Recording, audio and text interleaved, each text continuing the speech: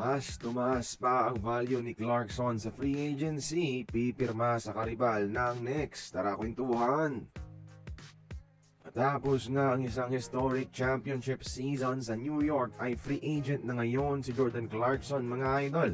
At dahil sa kanyang impact sa regular season para pangunahan ng bench at sa limited minutes pero big time moments sa NBA Finals, mas tumaas ngayon ang value ni Kabayan Clarkson sa free agency mga idol ayon pa mismo sa sikat na Heavy.com.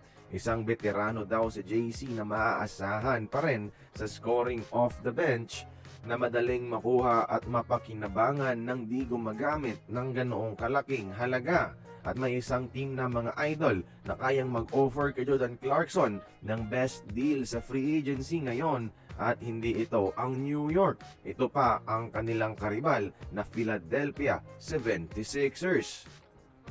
Ayon sa NBA media na Heavy.com, encouraged ang 76ers ngayon mga idol na tignan si JC sa free agency. Ang 76ers ay isa sa mga teams na walang napala sa kanilang bench during the playoffs ngayong season at ito ang makukuha nila sa isang Clarkson. With his veteran leadership and proven shot creation sa liga, pwedeng pangunahan ng dating 6th man of the year ang bench ng Philadelphia sa Eastern Conference.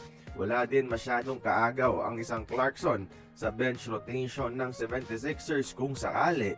So, mas malaking opportunity ang makukuha niya humawak ng bola at magpakitang gilas kaysa sa New York mga idol. Kaso nga lang nasa around 4 to 5 million per year lang din ang kayang i-offer ng 76ers.